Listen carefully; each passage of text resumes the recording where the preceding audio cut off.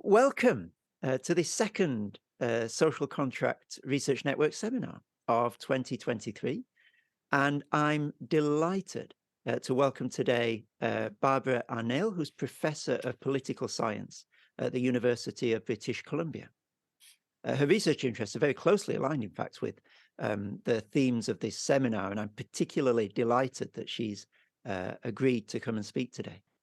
Her 1996 book with Oxford University Press, John Locke in America, is, as far as I can see, the definitive account of Locke's colonial interests and his defense of colonialism.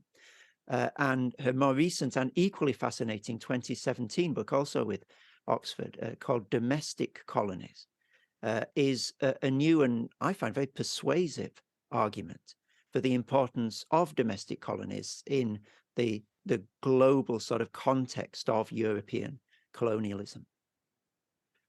Professor Arneil will speak for around 40 to 50 minutes in this seminar, after which there'll be a time for question and answer. Could I invite you, if you do have a question at any point, just to write a very short version of it in the chat function of Zoom, and then I'll call upon people in the order that the questions appear in the chat to ask your question viva voce to Professor Arneil at the end of the talk. And the title for today's paper is The State of Nature and Colonialism, Empty versus Wasteland at Home and Abroad. Please join me in welcoming Professor Barbara Arneil.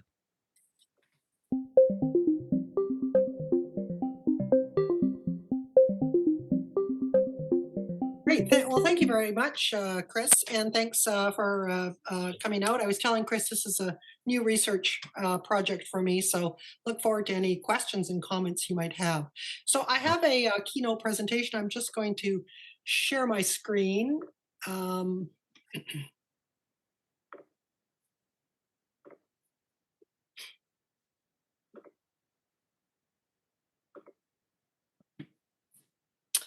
Okay, so as Chris said, the title of this talk is State of Nature and Colonialism, and the subtitle is Empty versus Waste versus Common Land. I've added at home and abroad.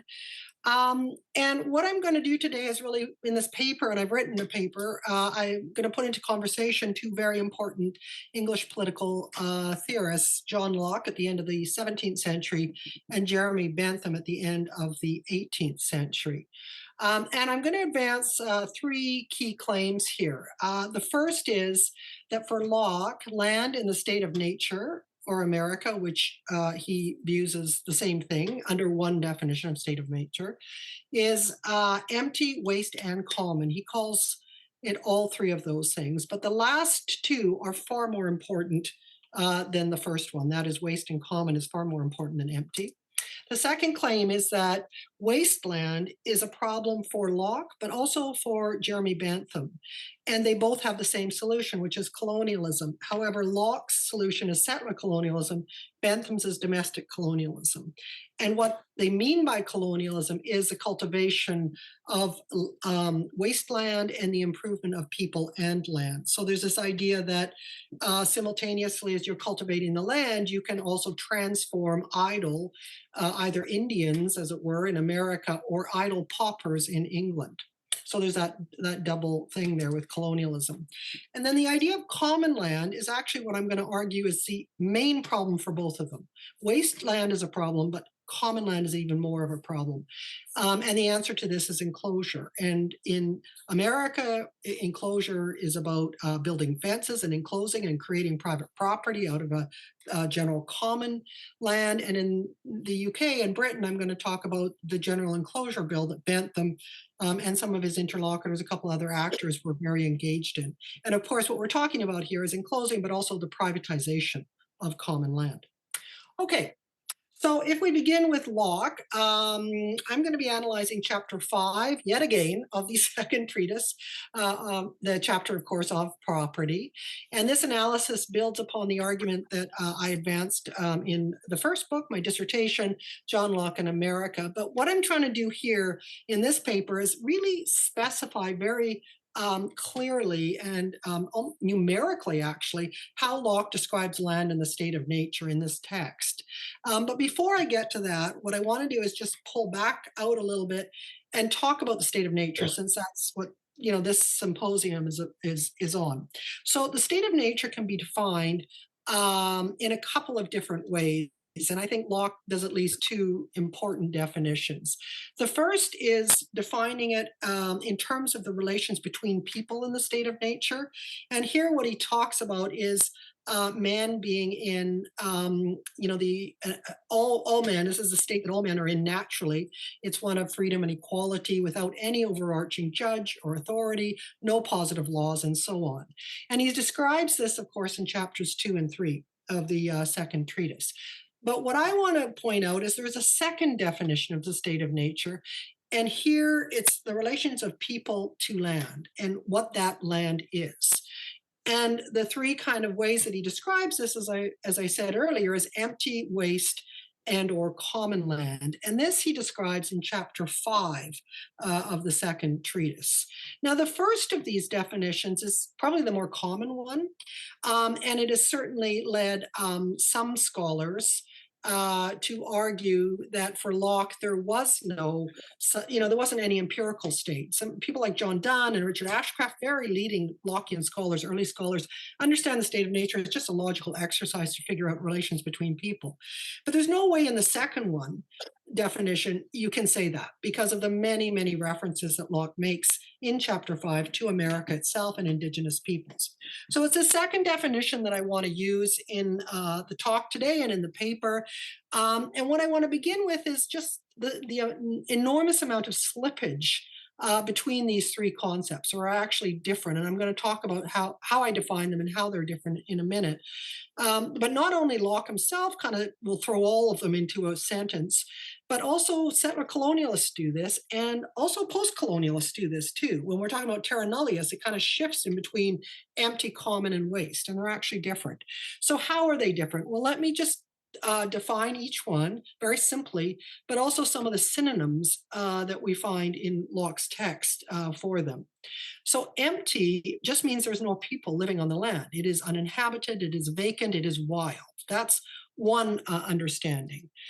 In the second two, there are people living on the land. It's just they're not doing something. So in the case of wasteland, there are people living on the land in the state of nature, but they are not engaging in cultivation or husbandry. There is no agrarian labor.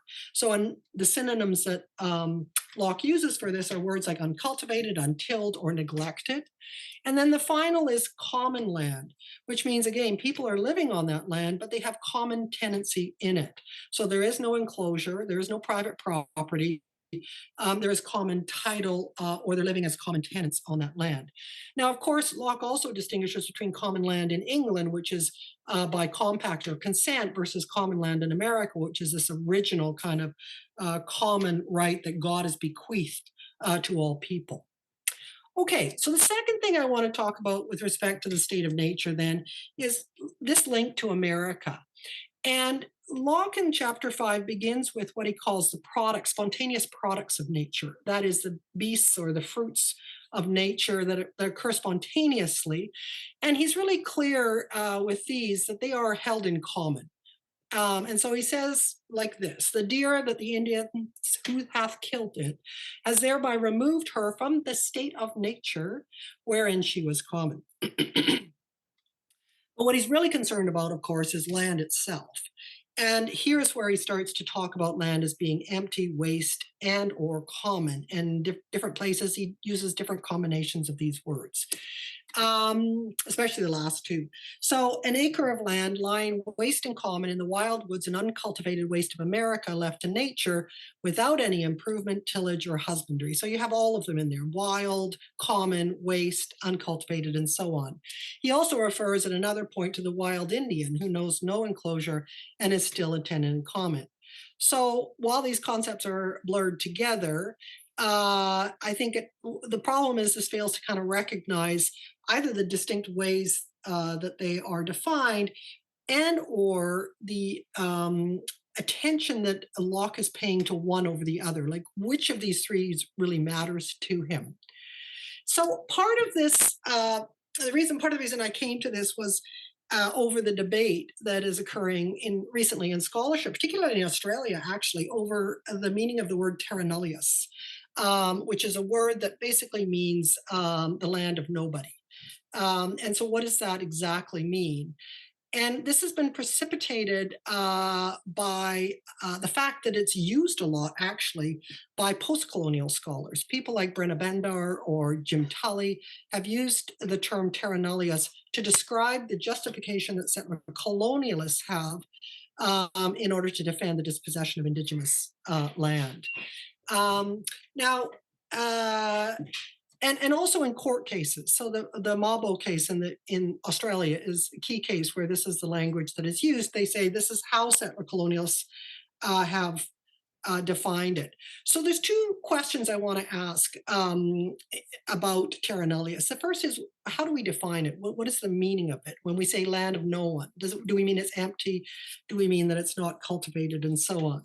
Now, in the Mabo case, which was 1992 in Australia, common law thinkers like Blackstone and Vattel famously define terra nullius as essentially meaning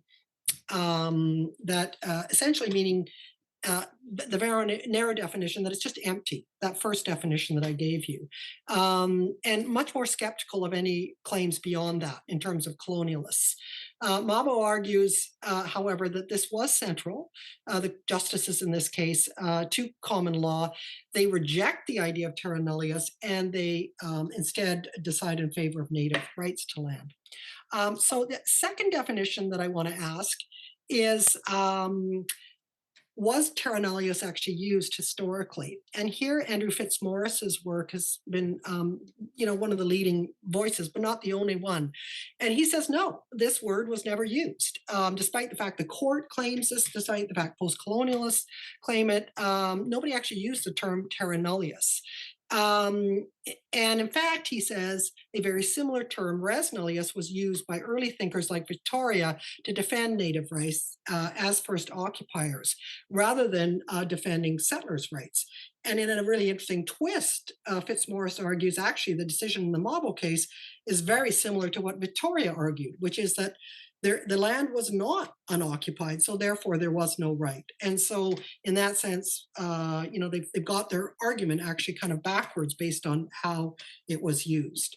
Okay, so how does this relate to Locke? Well, as I said, I'm making the case that Locke's using all three concepts, that he uses waste and common far more than empty. So even though he does use terra nullius in the narrow sense, he doesn't use it that much. And he's also making the argument that common land and its opposite, which is enclosure and private property, is really the main axis that he's working on in that chapter 5. Okay, so in order to examine how Locke describes land in the state of nature, what I did was I basically counted the number of times he uses each of these concepts, including the synonyms. And I just created basically a table for this. So if we look again at these three concepts, empty, waste, and common, and then we look at the synonyms, or the words that he uses that are similar to these concepts, what I did was I just counted up the number of times he used the word in chapter 5, the number of times he used this word in the whole of the second treatise, and just a kind of one or two examples of the references to America when he uses these words. Okay, so the words that he uses in the second treatise that are empty are vacant land, inland vacant parts of America. But in fact, there's only one reference to vacant, or vacuous locus is another one, in that chapter 5. The two others, there's three altogether, two others are in, one is in the beginning of civil society chapter. And so again, we have this example, vacant places of America, that he uses. Now, if we go to the second, where we see words like waste, uncultivated, untilled, there are actually 11 references to just the word waste. There's a few more to uncultivated or untilled, but just if we use the word waste, there are 11 in the whole of the second treatise. 10 of them actually occur in chapter 5, so of property. And again, from earlier, that quote, one, uncultivated waste of America. But the surprising thing to me, honestly, is because I've written so much about wasteland and cultivation is common is a far, far more frequent use of the word. That's the word that's most frequently used. He does use also no enclosure or unenclosed, but common, either common right or common land or common tenancy with reference to, so there's 50 of them. So if you look at the numbers here in chapter 5, there's 10 times the use of the word waste. There's then another 5 times, well, 50 times empty, but 5 times waste in 50 references to common. And in the whole book, there's 102 references to common, not just to land, to other things, but and the most common word that he uses that has common in it is actually commonwealth, but I haven't included that in these numbers. So all of this just suggests to me that the word and the idea that's most important for him is actually common, and waste secondly, but certainly not. So what does that say about Fitzmaurice? It says that, yeah, actually he used Bacon, and so did a lot of the early settler colonialists. They didn't use the word terra nullius, but they used the concept. But he's right in the sense that actually the word that they, or the thing that they were concerned with, is waste and or common land. Okay, so I want to just then look at the antonyms, because in some ways the antonyms to these words are what Locke associates with either settlers in America or with Europeans in Europe. And so when we think about vacant or vacuous locus, where the opposite to that is settled or peopled. And he uses, he refers to those a few times. The second is cultivated or tilled, planted. Husbandry is another word he uses. And then, of course, enclosed or private. And now, again, what we see here is a pattern of, sort of increasing numbers, not in the same pattern that we see in terms of how he's describing land, but certainly increasingly sort of focused on enclosure and private land versus settled, peopled, or cultivated, tilled, and planted. So that brings me really to a question about why was Locke concerned with common land? So if we think about the commons or common land in chapter 5, we can think about it in a number of different ways. Because when Locke is writing about common property or common tenancy, he's actually talking about both America and England. He has both there. So when we think about it in America, we can think about scholarship from myself or Jim Tully or David Armitage, where Locke defends settlers enclosing common land as a basis upon which, one of the two bases, along with cultivation, that settlers can claim property in land. But there's also scholars like Peter Lauslet and Karl Olof Krona, Lockean scholars, who argue that actually he's really got enclosure in England in mind, especially when he starts talking about common lands in England and how much value there is in a enclosed versus not enclosed land in England. So Locke did not support a general enclosure act, but he was supportive of the private enclosures that were happening in England throughout the 16th and 17th centuries. Now, what's really surprising to me, and I didn't realize this until I came to this research, was how little connection has been drawn between the question of enclosure in America and colonialism and enclosure in England. Not surprisingly, there is a historian, E.P. Thompson, in his study of the working class in England, who does have a couple of sentences in there where he talks about how the enclosures in England became a template. They traveled from England to the colonies and became a basis upon which British colonialism, practiced overseas. More recently, and one of these, like Carl Griffin's articles this month, basically, he published it. Scholars have argued, Henry Jones, Carl Griffin have argued that it actually went the other way, that the idea of enclosure traveled from the settler colonies back to England, especially as it intensified in the 18th and into the 19th century. So Henry Jones writes, just to quote him, "In colonialism, the techniques of abstraction of land were developed, which were essential for the enclosure of land, and thus its transformation into property," end of quote. And Carl Griffin argues, quote, that arguments for the enclosure of English commons wastes were framed using the techniques and discourses that were deployed overseas, the language and practice of colonialism, end of quote.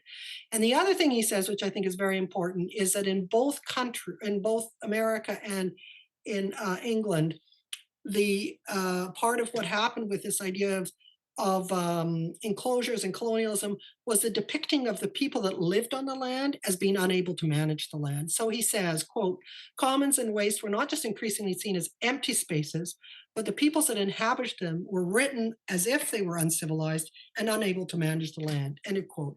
And that he's referring to both the landless peasants, the paupers in England, as well as the indigenous peoples. It was going both ways. So I concur with both Jones and Griffin here, arguing that Locke's concerns Locke's concerns about waste and common land in America are solved by cultivating and enclosing them, and that those travel back to England and are deployed by Jeremy Bentham and other key English actors in the UK for two purposes, really: domestic colonies on wasteland and a general enclosure bill. So I'm going to turn now to talk about the connections between Locke and Bentham. Okay, so they had a common commitment, foundational commitment, I think, in their political thought to the idea of improvement. And maybe that's kind of consistent with liberal political thought in a broad sense of liberal, of and specifically, they're talking here again about land and people, wasteland, and idle or custom bound poor people. And the two ways to achieve this are through colonialism, and here settler colonialism travels back to become a frame for domestic colonialism. But in both cases, it's about cultivating wasteland. And the other is enclosure. And again, traveling from America to England, the need to enclose and privatize common land and all of it, basically. So the one thing I do have to say, since this is a state of nature symposium, is the big difference between the two is that Bentham utterly rejected any notion of a state of nature, natural rights, natural law. So even though they shared the same commitment, Bentham is not building it out of a state of nature. So at this point, I'm going to have to abandon the state of nature and as I turn to Bentham and talk about the ways in which he thought about enclosure and domestic colonialism. Okay, so Bentham, I point in the paper to two other key figures that Bentham was actually engaged with in this. One is on the left, Sir John Sinclair, who was a member of Parliament. He was also the president of the Board of Agriculture and the president of the Society for the Improvement of Wool. So he was a very active, very engaged political actor at the end of the 18th century and into the beginning of the 19th century. The other person in the middle is Arthur Young. He was a secretary to the Board of Agriculture, and he was also the editor of what are sometimes called Young's Annals of Agriculture. But this was it was basically the journal that the board produced in order to publish the essays from all three of these guys, along with others about agriculture, about people, and so on. The improvement of people, internal improvement of people and land. So again, the two key goals of all three of these men together, they were working together, was to cultivate the wasteland in Britain via domestic colonization in explicit opposition to emigration and foreign colonization. And secondly, to enclose waste and common land, which had been going on, of course, in Britain for some time. But what they did was especially Sinclair led the charge here, to bring about the first and second general enclosure bills, which would then take up all land in Britain, or at least in England and Wales. Okay, so what I want to just briefly touch on is the domestic colonization piece. I've written a lot about this, so I'll just point to it and lay out just briefly what that is. And I'm going to spend the remaining time I have talking actually about the General Enclosure Bill. And what I will be introducing a couple of folios by Jeremy Bentham. I don't know how much of you know much about him, but he had written so much stuff. You can still go to the British Museum right now if you want to. Any person, any citizen can go and try and transcribe the remaining folios of Jeremy Bentham that are still to be transcribed. So it's ongoing. One of these is a recently published folio. The other has not yet been published. So here's the domestic colonization piece. In essence, what I've argued elsewhere, is that domestic colonialism was a critically important ideology throughout Europe in the 19th century, by which the idle, poor, and/or mentally ill and disabled would be taken from cities and placed into colonies in the countryside on wasteland to cultivate the land.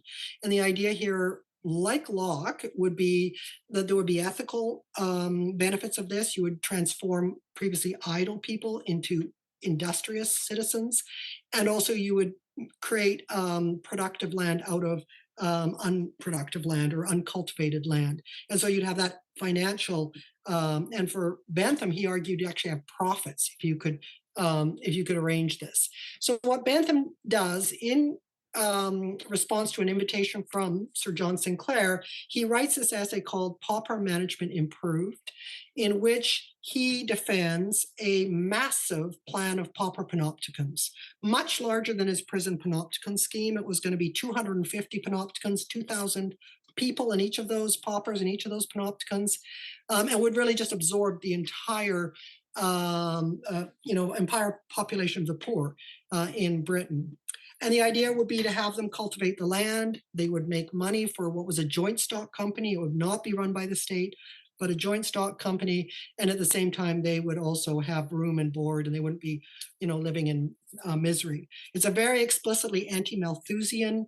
We're not going to starve people. We're going to look after them in these colonies. Okay.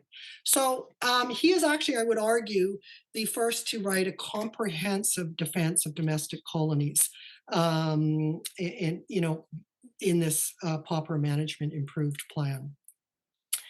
Now, the thing is, around the same time that just before I go, this is one of the recently published 2010 folios, and what you can see here in his own words is that he says to adopt the plan in question would really be to colonize at home. And at the end of that paragraph, you can see, these domestic colonies will be far better financially and ethically than foreign colonies. So again, it's this explicit alternative to foreign colonies. So if we turn, though, from that to look at enclosure, and this is, as I say, new research for me, it's worth noting that enclosure is something that dates back to the 15th century in England. It's a process notoriously difficult to define because it's very complicated and involves a number of different things.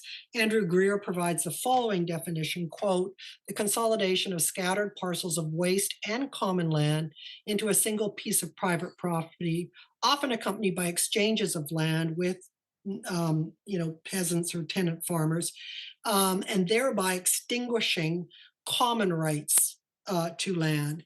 And these include the standard common rights include the common right of pasture, which is obviously the right to graze cattle on a common piece of land, the common right of turbary, which is to cut turf or gorse in order to have fuel to heat yourself, and the common right of estiver, which is the right to forests, to have for building, repair, fuel, and then also common arable land, crop land as well.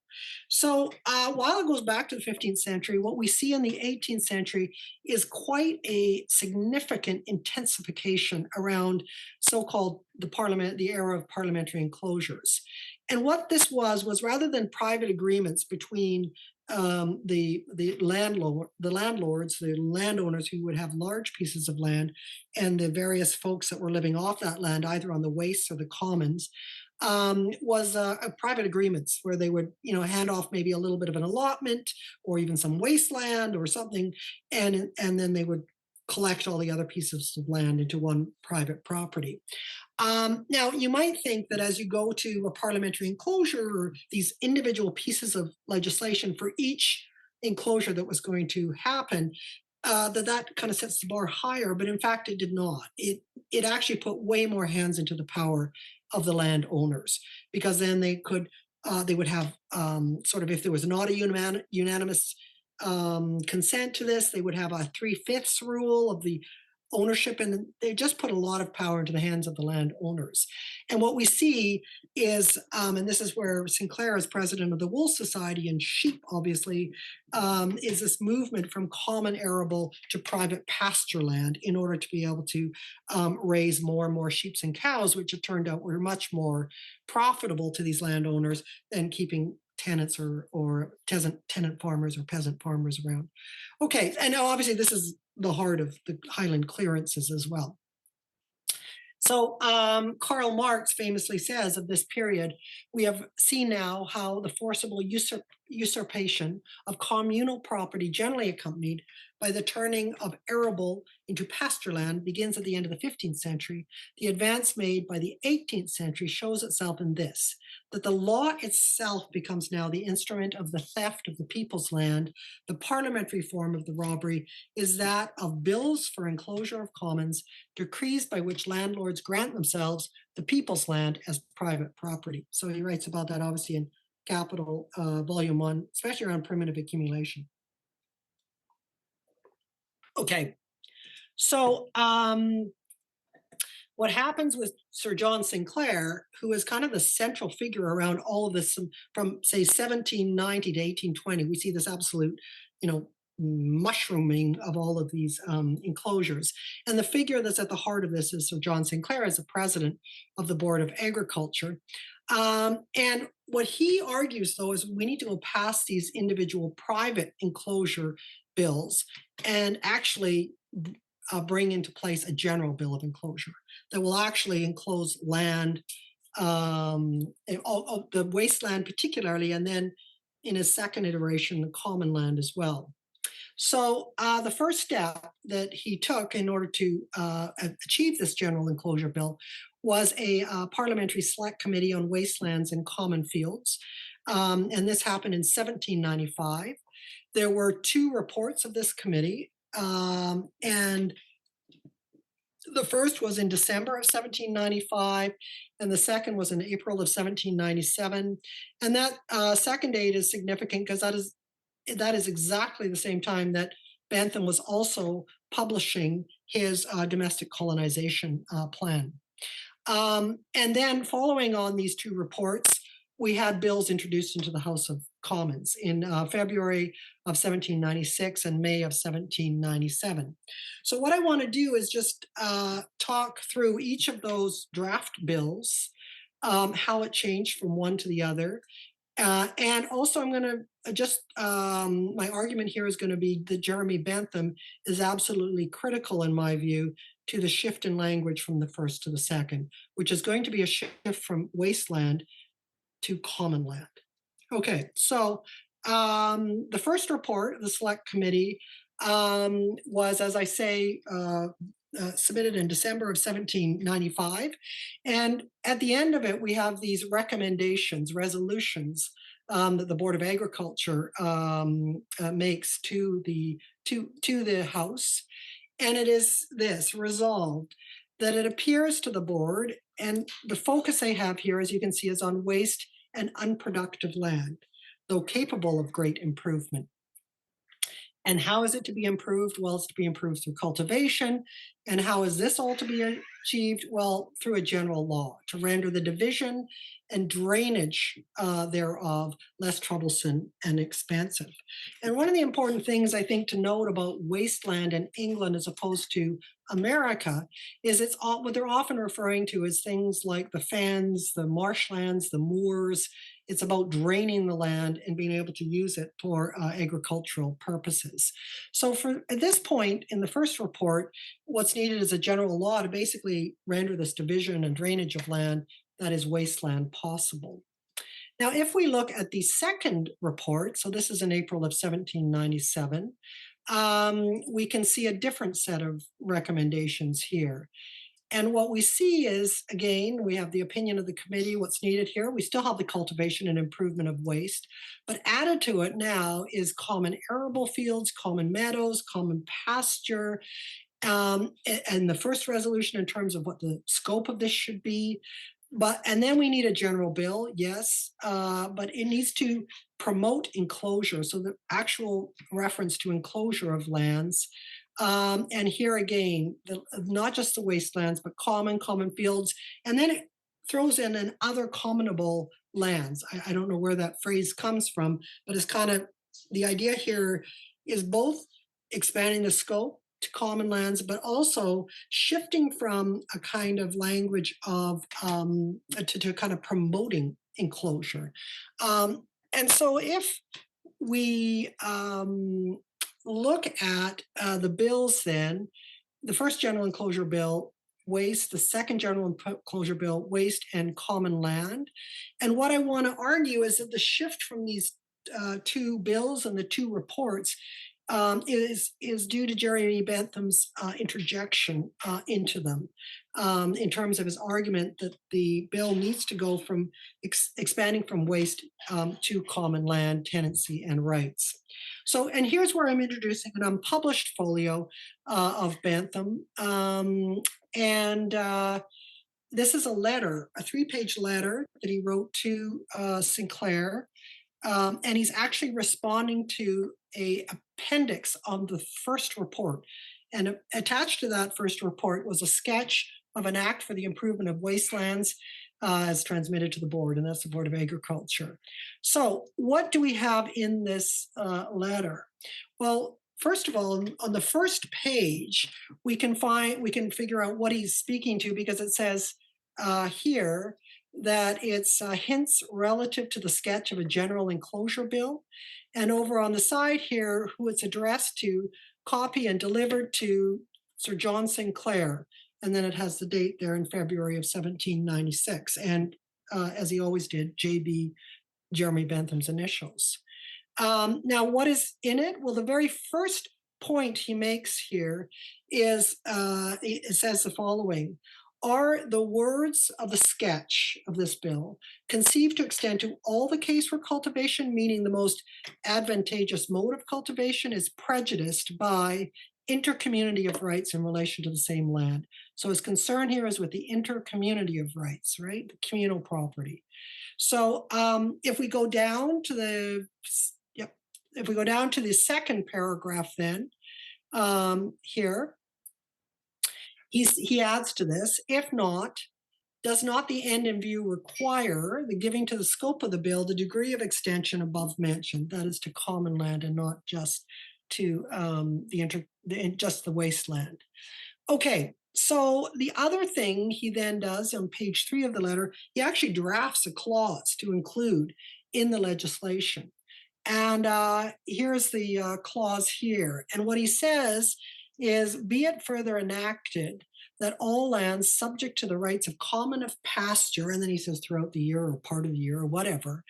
And then he says, not having been plowed up within, and he has a blank number of years, that this land should be deemed to be waste and uncultivated land for the purposes of this act.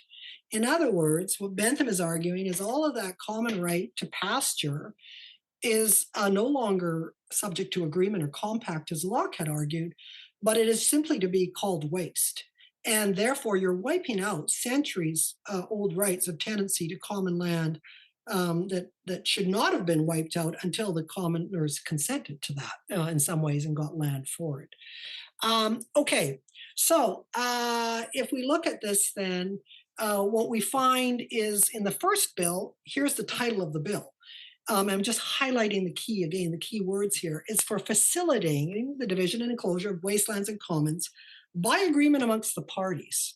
Okay, so it's this idea that what this bill is for is to find an agreement between the various parties that have interests. And how do we get over some of the legal disabilities, as it's called here, but some of the, including tithes and some other things that the Anglican Church obviously was very concerned about.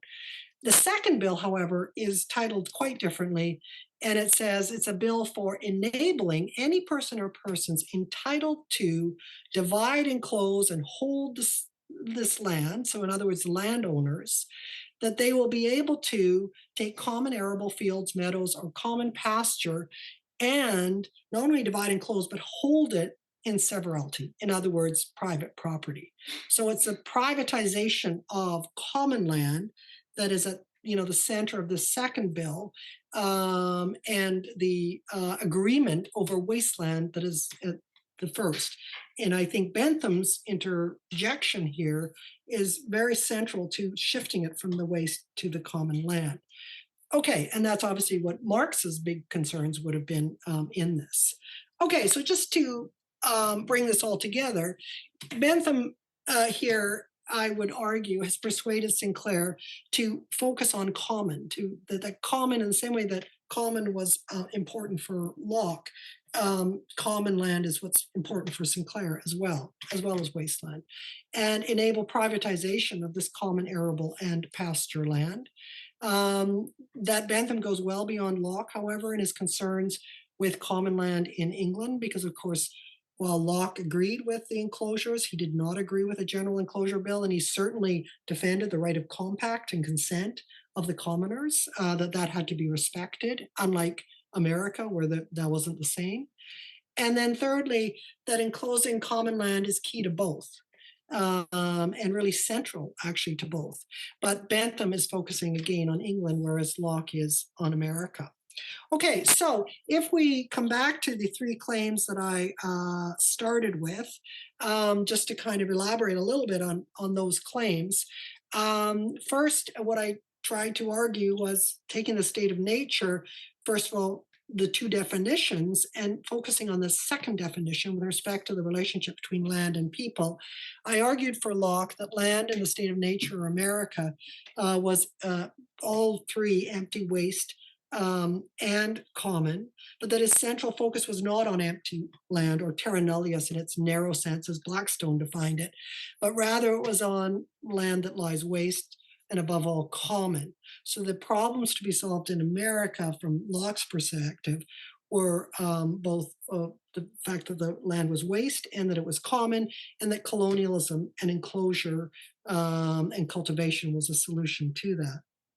The second point was that wasteland is a problem for Locke and Bentham, and that settler or domestic colonialism is a solution in both cases. And here, again, this idea of the cultivating of wasteland to create revenues or value in the land on the financial side. And on the ethical side, at least from their perspective, this meant that you'd be improving the idle Indian, you'd be improving paupers, you'd be improving actually the folks that were sent over to America also, because of either criminal charges or they were poor, they were often sent to America as settlers. So this would make people industrious that were previously idle. And then third and most important for both was this idea of common land as a key issue, and that the solution here is enclosure and privatization of land. For Locke, obviously in America, this is by the command of God, by natural law, that land was to be enclosed and fenced, along with cultivation, and that's what gave settlers the right to claim property and dispossess indigenous peoples of their territory within his ideological framework. For Bentham, the General Enclosure Bill was to target common land and rights, forest, pasture, turbary, etc. And I hope to have shown how he articulated the need in this unpublished letter of significantly expanding the first General Enclosure Bill to the second General Enclosure Bill. I should add that neither of these bills actually ended up getting passed. The first one didn't even make it out of committee, and the second one made it out of committee, passed in the House of Commons, but was defeated in the House of Lords, largely because of the very strident opposition of the Anglican Church, because each of these bills include the commutation of tithes, which was money paid to the rectors and the vicars out of lands, and they saw a loss of income as a result. Eventually, a law was passed, but it was after the second enclosure bill, Sinclair was summarily taken off the presidency of the Board of Agriculture, and it was passed under a different president in 1801. It was much more limited than what either of these bills are articulating. So ultimately, I would argue of these three concepts, empty, waste, and common, that Locke used to describe the land and the state of nature, the key drivers for both Locke and Bentham were waste and common land, and respectively, the solution to both was colonialism and enclosure. That's it. Thank you very much. Thank you ever so much, Barbara. What a wonderful uh, journey through that fascinating and in many ways troubling material. Can I remind people that if you'd like to ask a question, I'm sure there are many questions that are bubbling up in people's minds. If you could just jot it down very quickly, a truncated version in the chat, and then I'll call on people in the order that the questions appear. And while people are composing their questions, Barbara, I wonder if I might begin with uh, a question in relation to the idea of, here we go, the idea of waste. Um, I was trying to think my way into the way that the term waste functions in Locke's lexicon and the way that it functions for us today and the difference between those two senses. And Mm, for us, it's largely what is left over after production. You know, we would call waste pollution that is mhm, a byproduct of the industrial process. Whereas mhm, what Locke is meaning by that term is what precedes production, what is unproduced, unexploited. mhm, Um, mhm. and I'm wondering if you have any sense of when this shift occurred, because it's a fundamental Yeah, articulation in the social imaginary. To reconceive waste really yeah, predisposes one to think of this whole arena in a very different sense. yes. Yeah, that's a really interesting point, and you're quite right. I think, I mean, the key thing here is industrialization and urbanization, in the sense that, um, you know, when they are writing, both Bentham and Locke are writing, the main occupation would have been farming. Not only, I mean, there was, mining, there was other things that people did, but with the growth of the factory and the growth of industrialization, that's when people started to really recognize that there were waste products, that were coming with this, right? I mean, there is a lot, honestly, in the annals of agriculture about manure. So, there is other kinds of waste products that actually get quite a lot of play, but they're natural waste products. But then, how do you use them, and how do you redeploy them, and all that? How do you recycle them? So there's a little bit of that. But the other way I think industrialization and urbanization is important here is really in these kind of domestic colonial schemes, because there's this idea of the problem is people in the cities are getting, subjected to temptation, and they're homeless, and they are, what we need to do is move them back to the land. So that kind of return to the countryside, return to, agrarian labor was seen as a sort of almost romantic, bucolic sort of image of this, right? As opposed to the cities. So I think a lot of this has to do with where these different writers are and where versus where we are. And we're actually in a well, we're still in an industrial era, but we have an information era that's, and so, but I think we're still dealing with the question with fossil fuels and all that, with the waste of these sort of what was set up in the end of the 19th and through the 20th century, which is a whole, you know, industrial complex system, but fueled by fossil fuels and all that. So that, I guess, that would be my answer to why you've got different notions of waste. And as I said, I think there's a very different notion of wasteland in England, which has to do with land that has not been cultivated or can't be cultivated, or can be, but you have to work at it. That seems to be the real focus of when they're looking at wasteland in England, which is a different definition than in America, which is just uncultivated or untilled land. Yeah, thank you. I'm reaching back to my 16-year-old Latin. Does it come from vastare, to devastate, Yeah. waste, which would Yeah. seem very strange etymology for Yes. land that has not been quote unquote improved in any way, to consider it as devastated. It's a very strange category. Yes. But that's definitely how he talks about it. Uncultivated waste is a very standard sort of Mm. phrase in that chapter 5. Yeah, yeah. We've got a couple of very complimentary comments about the paper in the Oh, chat, but thanks. no no questions yet. So I might take my chair's privilege of asking the second of my many questions that I have on your paper, if I may. It's It's in relation to this idea again of improvement, and it's similar to my waste question. Do, have you gleaned a sense of when this very specific idea of what it means to improve something enters Mm, the social imaginary? And is mm. Locke himself instrumental in developing this specific sense of improvement?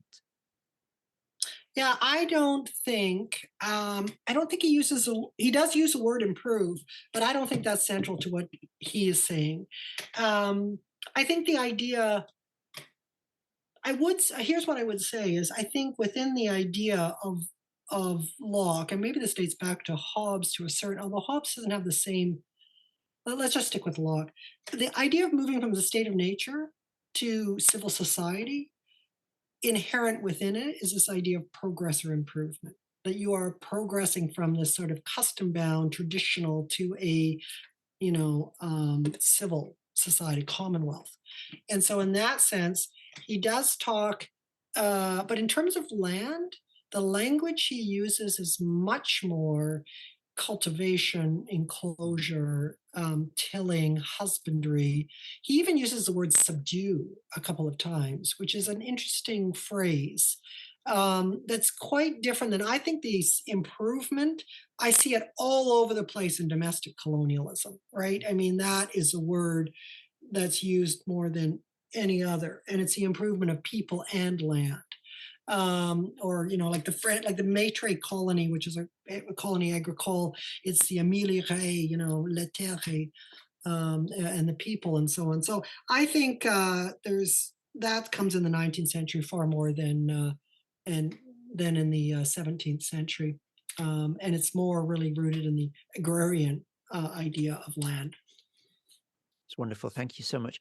Um, Emiliano, I wonder if I might invite you to make your comment vocally. I'm not sure that Professor Arneil will have noticed it in the chat. So if you could just articulate what you were very interestingly saying in the chat, that would be wonderful.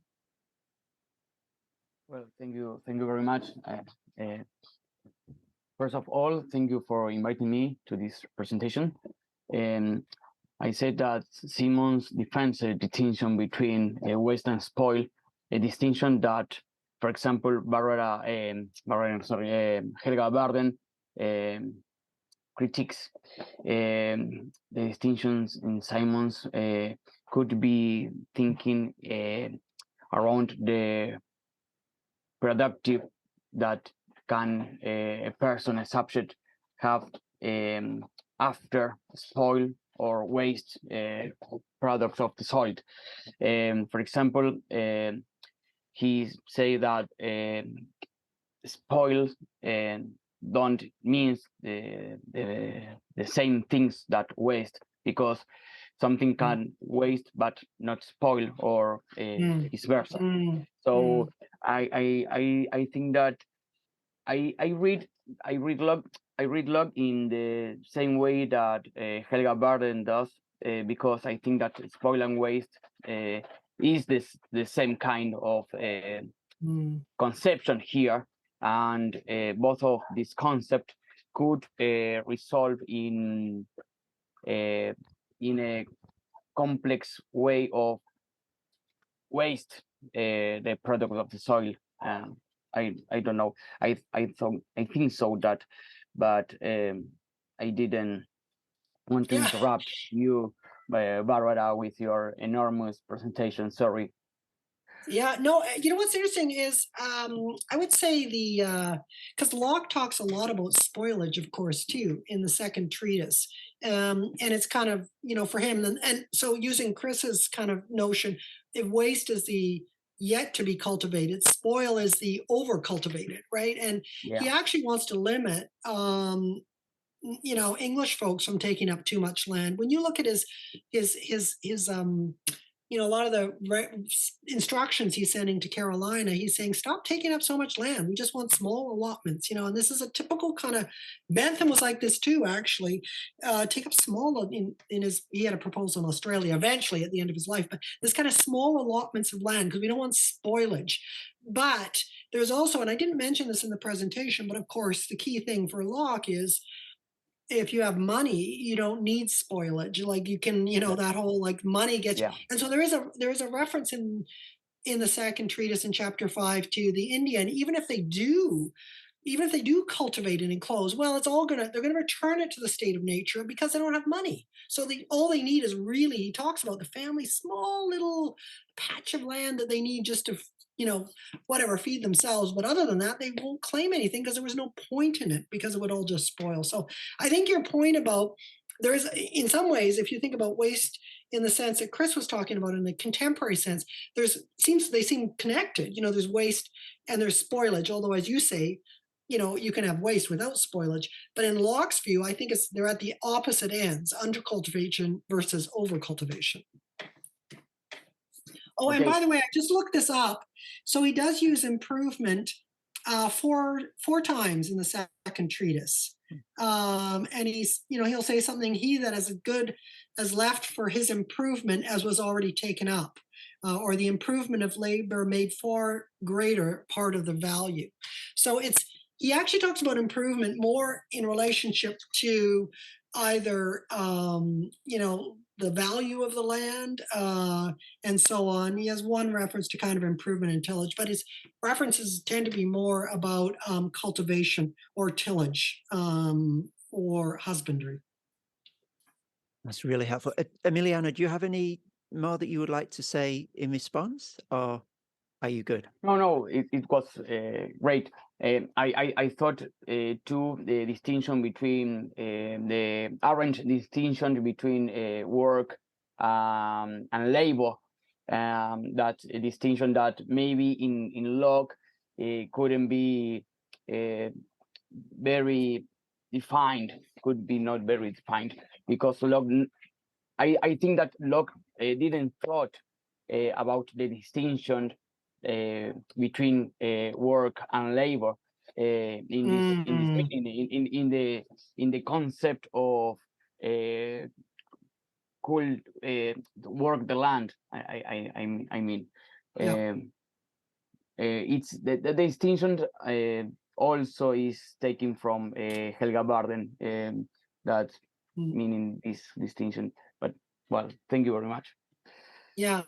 Well, I think that labor for Locke plays a really important role in this specific chapter because he's trying to, and he's not the first to argue this, but he certainly, I think, it's a comprehensive argument of the challenge to theories of property that are based either on occupation or conquest. Because he's saying, no, that's not the basis upon which you can claim land. Conquest, definitely not. Occupation, not unless you actually labor upon the land. So I think he's trying to set up this idea of labor specifically to defend the right of settlers to take land that is occupied, because some did. Victoria did argue that the indigenous people have occupied this land. Not just Victoria, but there was actually a minister in Salem who said, he wrote a treatise, by what right do the English take this land already occupied by another people? And all of the Winthrop, the first governor of Massachusetts, all these guys were responding to this. Roger Williams was his name, and they're all responding to him, and that's part of what Locke is responding to too, is what is the ethical basis upon which we should colonize? This is it. It's not, occupation doesn't matter. What matters is if it's being actually labored upon. So I think that's where the labor comes very important to him. And a little footnote, when I finished my dissertation at the very north of London, Locke is buried in High Laver, which is now part of Greater London. But there's a tiny little church there. It's fascinating. Went to visit it. And at the back, there were two little sets of pamphlets. And one was a set of pamphlets on John Locke, the great philosopher, who went to church there, and Lady Masham, who nursed him when he died. And then the other set was the most famous minister that came from there, which was Roger Williams, who moved to America. And so I had no idea until I walked into that little church that they actually had this very strong connection in this tiny little church. They weren't there at the same time, but they certainly, Williams was the minister to the Masham family. So Locke would certainly have known about him. But anyway, so that was a long answer, but anyways, just a little anecdote from my own my own little time in London there. Thank you so much. Stephanie, I noticed that you've put a comment in the chat, sort of drawing out some implications. I don't know whether you want to articulate those face to face. Hi, Stephanie. Hello. Thank you very much for this talk, and as I was saying, for allowing outsiders as well to joining. We might be running out of time, so I want. No, let me reassure you, we have plenty of time. Please go ahead. Okay. So I guess I'll ask you, Barbara, two questions, and thank you again for this work. Your previous work on Locke was very influential on what I chose to work on as I was a graduate student in Canada. And so I probably never had the occasion to thank you for You're welcome. this. So thank you for so many things. So then two questions, and then you choose whichever one you want to pick. The one I suggested in the comment was looking at it from a Foucauldian perspective, which tends to be my way of doing things. I know that James Tully did that with Locke as well in some of his analysis, like what it meant in terms of the subject and and in particular the contracting subject in modernity and so on. And previously you were discussing improvement, and you almost answered that question already by saying improvement wasn't that important to John Locke, but it might be different for Bentham there. And so I'm just wondering, especially looking at Bentham, if we don't have here something that would work nicely with exploring the history of disciplinary power and in relation to colonization and to land and indigenous people as well. So that's the first question. And then in case you want to leave that aside, which would be completely fair, I have a much more anecdotal, pragmatic question. I was very impressed by the work on the folios by Bentham, and I was wondering if you worked from pictures, scans, or if those pictures were actually yours, that you went and looked at the folio directly. Just the logistics, if you don't mind sharing. Yeah, not at all. Okay, so on the first one, it's so funny because when I was applying for funding from SCRN, or Social Sciences Humanities Research Council in Canada. By the way, Stephanie, I think I was your external examiner on your PhD. That's right. Yes, that's right. Yes. Yeah. So I do. I recognize it. Yeah. Anyways, so what I was going to say was so on Foucault, when I did this application, the one person who reviewed it said, "What about Foucault? What about Foucault?" And which is very typical, especially with the domestic colony side. Locke, I totally stuff about the way that power works and the subject and so on. I think you're absolutely right about, but even more so with Bentham. And of course, I mean, Foucault is expressly critiquing Bentham's prison panopticon. So in the piece in the American Political Science Review that I wrote on Bentham, I speak to this. I speak to Foucault. Now, in part, I think what I'm doing builds off of Foucault in the sense of this sort of what I call productive or disciplinary power is exactly what colonialism was about. Yes, and that's what Bentham was about. What I think Foucault is missing, and I would throw in Agamben as well on this, is what they're missing is two things. First, the political economy part of it. I think Foucault does not fully recognize just how central land is. It's more about disciplining the person, but these colonies were all about the land. So that's one thing, and the political economy of the land, of wasteland. But then also, what's really weird for me is Foucault, and I've got a whole actually half chapter in the book about Foucault and kind of the limitations of his theories for understanding colonies, specifically these domestic colonies, because the two most famous examples that he uses of carceral power and disciplinary power, namely metre for carceral and the panopticon for disciplinary, he does not even mention that they were colonies, which for the founders were that was the language all over them, was agrarian colonies, right? Including, I just shown you, Bentham saw it as a colony. So I feel like he doesn't, the work that he does not address specifically the colonial dimensions of these colonies. It addresses the disciplinary. Where I find Foucault very useful, though, is I think that colonialism is very much it's a power that's distinct from imperialism, in the sense that it is very much a insidious, sort of internalized form of power, whereas imperialism is a top-down conquering kind of power. Anyways, that's a different point, but I think Foucault is very helpful for all kinds of reasons. Yeah, no, just on Foucault, if I may just a comment back or specify my question. I think, like, I agree, like the colonial history is a big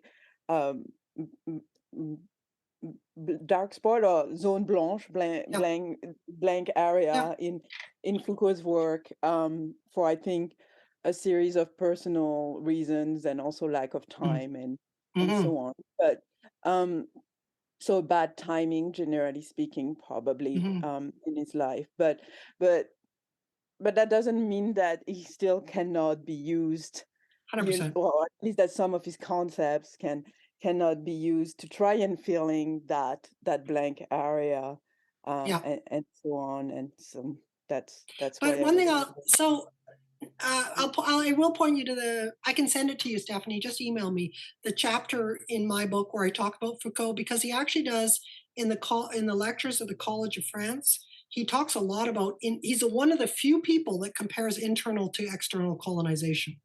But he doesn't do it very well. So I actually analyze what he says about colonizations. It's a thread through the lectures, several of them.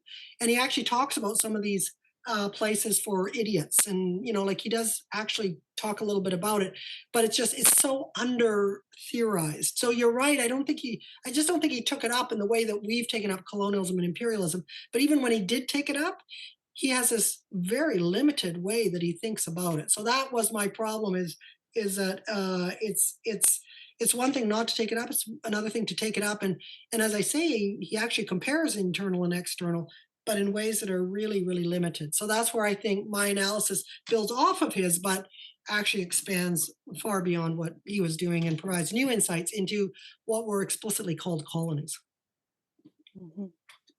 That's fantastic. Thank you so much, Stephanie, for those questions and Barbara for your responses. I wonder if I can jump in again at this point and try and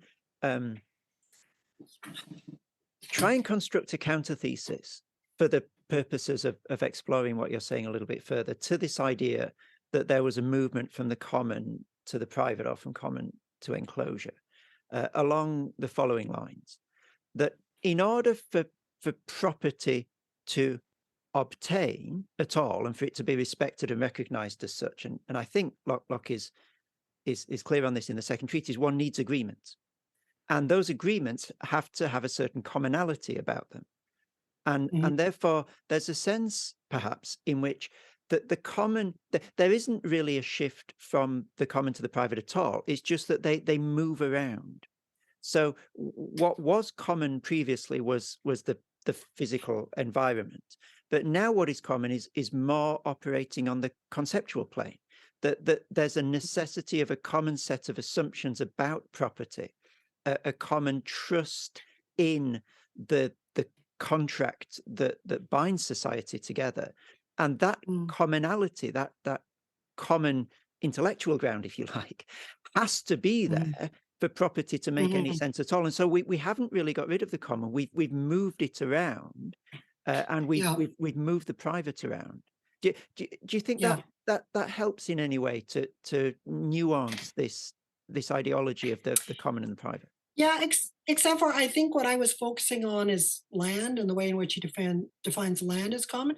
Locke has actually quite a lot written about, or writes a lot about common law. And so he would recognize what you're saying. That is, one of the problems with the state of nature is there's not a common law. There's not a common judge. There's not a common authority. So that first definition that I gave to you, he does recognize that. And that's about, as I say, the relations between people. So, and that's why you end up in a state of war. I mean, that's his chapter 3, right? Because eventually people cannot. One overreacts to an injury. You're allowed to punish by the state of nature. Someone steals from you, but then you go and kill someone, and then someone kills someone else. So that's why you need to have this government and authority and laws. So I think he would, and that people trust in it, and that they consent to it, of course. I mean, so he talks about not just the original consent to the social contract, but an ongoing consent to the laws, that's the only thing that will hold up political authority and laws, is if in fact people are consenting to it on an ongoing way, that they trust it and they feel that it is in fact protecting their interests collectively, individually. It's protecting their individual private property, but it's also collectively and protecting common interests. So I think that's there in Locke, right? It's just that's the other, I didn't talk about it, but that's the other definition of the state of nature and its opposite. Okay, thank you very much indeed. I don't notice any further questions in the chat, so this is my sort of invitation for any last chance for people to ask a question, if you have one bubbling away. And if not, then thanks guys I really appreciate everybody coming along. It was really helpful for me to kind of think this through and talk it through in the paper and the presentation. So appreciate you coming to hear. That's wonderful. Just before we thank Professor Arneil formally, can I draw your attention to the 2 seminars that are coming up? So in the last 24 hours, we've had Philip Pettit and just now Barbara Arneil. It's been an incredibly rich 24 hours for the Research Network. And in May, we have 2 further seminars coming up. We have Ioannis Evrigenis, who's written a very important, very helpful book on Hobbes, talking about the rhetoric of science and the science of rhetoric in Hobbes' State of Nature. And we have John Protevi, professor of French studies, talking about slavery in the social contract. And he's written very interestingly. He has a big website as well, if you look him up, where he's talking about Hurricane Katrina in relation to the state of nature and so forth. Some really interesting reflections from him. So if you are interested in those seminars, please do visit the website there. On the bottom right-hand link, follow that URL. You can find out more information. You can sign up. You can also sign up for the mailing list for the Social Contract Research Network seminar. So we'll tell you when new seminars are coming out. And therefore, all that remains for me to do is the distinct pleasure of thanking very warmly indeed Professor Barbara Arneil for your wonderful paper and your extremely generous engagement with the questions. Please join me one last time in thanking Professor Arneil.